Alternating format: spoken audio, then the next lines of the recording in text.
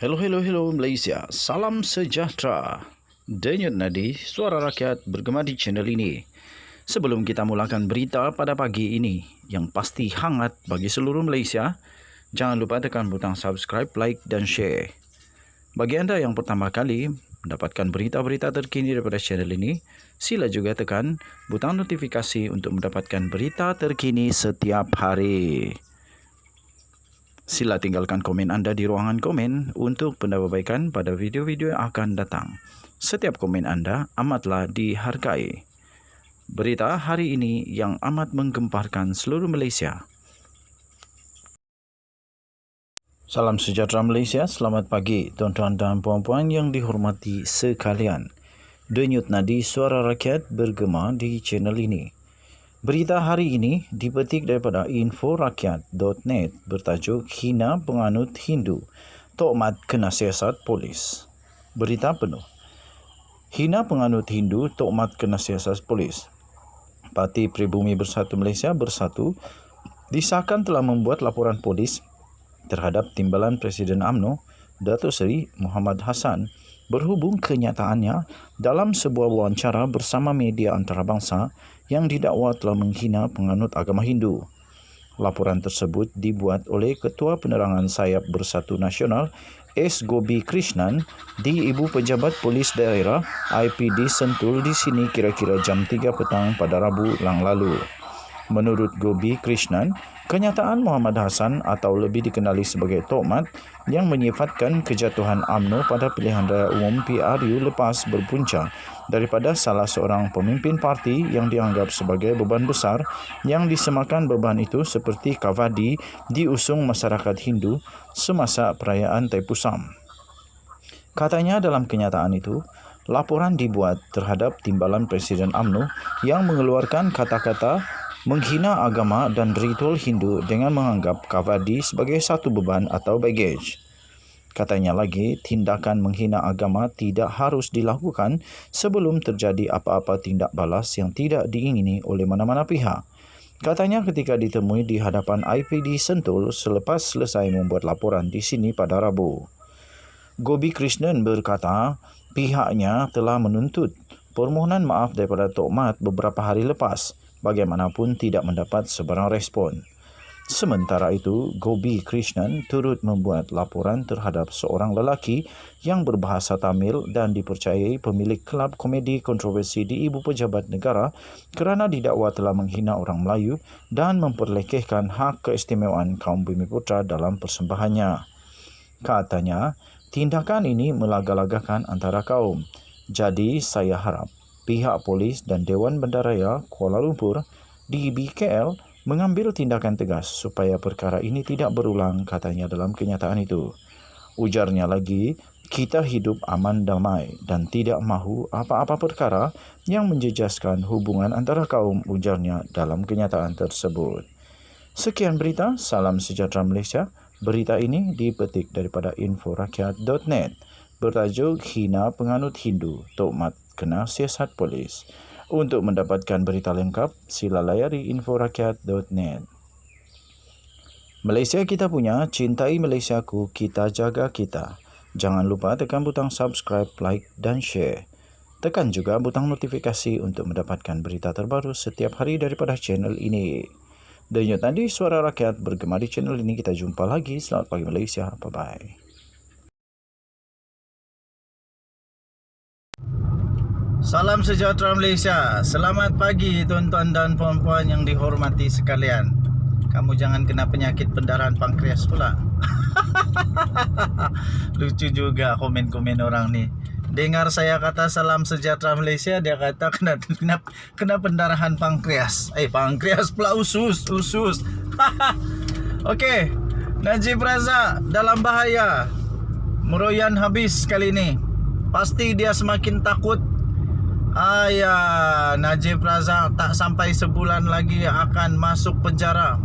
In fact, sebenarnya tuan-tuan dan puan-puan, kalau bukan budi bicara belas kasihan, baik hati mahkamah kepada Najib Razak dah merasa makanan penjara sekarang ini. Kalau bukan budi bicara, saya pikir kerana jasa Najib jugalah. Bagus juga. Semuanya bergantung kepada budi bicara mahkamah. Dan saya pikir itu satu yang okey lah. Kan okey lah. Walaupun ramai yang tak puas hati. Kenapa pesalah-pesalah lain yang lebih ringan dia punya kesalahan tak ada lagi masuk penjara sambil buat rayuan. Tapi Najib tak apalah, bagi Chan kepada Najib. In fact dia dah rasa dah sekarang apa makanan dekat penjara. Okey. Sekarang ini Najib Razak semakin takut dan satu Malaysia. Semua orang kata Najib Razak sebenarnya sedang cuba. Najib Razak sedang cuba untuk panjangkan proceeding SRC. Okey, ramai orang duk kata permohonan batalkan bicara SRC itu untuk usahakan panjangkan proceeding. Kerana ramai orang kata itu pembatalan itu Najib dah tahu dia tak akan boleh menang. Najib dah tahu peluang dia untuk menang tak ada. Peluang dia untuk dapatkan pembatalan itu tak ada. Kerana macam mana dia nak menang? Kalau dia dapat batal pun sabitan dia oleh Hakim Mahkamah Tinggi Nazlan. Tapi dia tidak dapat batalkan 3 orang hakim di Mahkamah Rayuan. Kecuali Hakim Mahkamah Rayuan pun bersetuju bahawa dia tidak bersalah. Tapi takkan pula Mahkamah Rayuan tiba-tiba tarik pula, oh Najib tak bersalah, dia tak memalukan negara. Jadi walaupun begitu Najib Razak tampil bagaikan hero Laksamana. Yelah, kan dia pernah jadi hero 1MDB, mencipta sejarah untuk negara Malaysia, membuatkan Malaysia terkenal di serentero dunia. Tahniah diucapkan, terbaik Datuk Seri Najib, engkau memang hebat. Dia tampil dan menafikan bahawa permohonan batalkan bicara SRC usaha untuk proceeding, untuk panjangkan proceeding mahkamah. Jadi kalau Datuk Seri Najib Tun Razak tahu bahawa dia tak boleh menang, macam mana dia nak kalahkan 4 orang? Paling-paling dia boleh kalahkan seorang, Hakim Nazlan Ghazali. Tapi macam mana dia nak kalahkan yang 3 orang tu lagi? Datuk Seri Najib Tun Razak menafikan sekeras-kerasnya dakwaan pihak pendakwaan bahawa permohonannya untuk mengisytiharkan perbicaraan penyelewengan dana SRC berjumlah 42 juta ringgit Malaysia yang dihadapinya adalah batal dan tidak sah adalah semata-mata bagi memanjangkan proceeding dan tujuan sampingan yang lain. Bekas Perdana Menteri itu turut juga mempersoalkan apakah tujuan sampingan yang dimaksudkan pendakwaan dalam afidavit balasan mereka, sambil menegaskan keterangan baru berhubung kes itu dibawakan kepadanya bukan rekaan atau ciptaan semata-mata. Okey. Najib pada 7 Jun yang lalu memfailkan notis usul untuk memohon mahkamah menimbangkan supaya diadakan perbicaraan semula berikutan Hakim Mahkamah Tinggi Datuk Muhammad Nazlan Muhammad Ghazali yang mendengar perbicaraan dan mendapati beliau bersalah di atas 7 pertuduhan sengaja gagal mendedahkan peranannya dalam Maybank Investment melalui Bina Fikir Sdn Bhd berkaitan dengan penubuhan SRC. Okey. Apa komen kamu?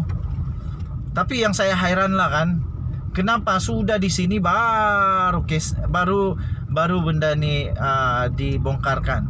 Kenapa dari mula-mula tidak dibongkarkan?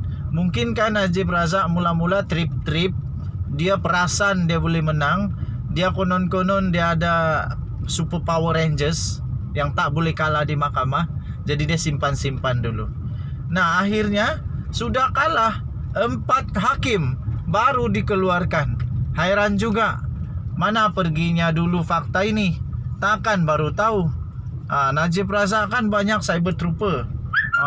Najib Razak banyak dia punya tim pasukan yang bijak-bijak lagi handal. Lebih handal daripada Doraemon. Lebih handal daripada Doraemon, lebih kuat dari Power Rangers, lebih cepat dari Gaban. Tapi kenapa kali ini mereka lebih lambat daripada siput gondong emas? Lebih lambat daripada siput.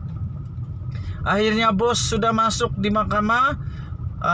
Oke lagi lah kalau baru masuk mahkamah. Ini akhirnya bos sudah mau dipenjara pun, dan nasib baiklah ada belas kasihan. Kalau tidak, bos sudah makan nasi di penjara, baru tim bosku bertindak. Kasihan dia, merasalah kui makanan penjara. Hahaha. Tak apalah, apa boleh buat kan. Oke, jadi Najib menafikan.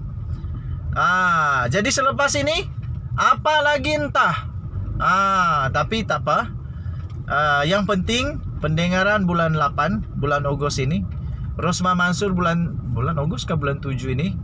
Zahid Hamidi pun tak lama lagi. Aku pun tak tahu lah. Kalau Zahid Hamidi didapati bersalah dan dia masih tetap dipertahankan sebagai Presiden UMNO, aku pun tak tahu lah apa, kenapa dan mengapa. Takkan UMNO nak simpan Zahid kalau dia bersalah.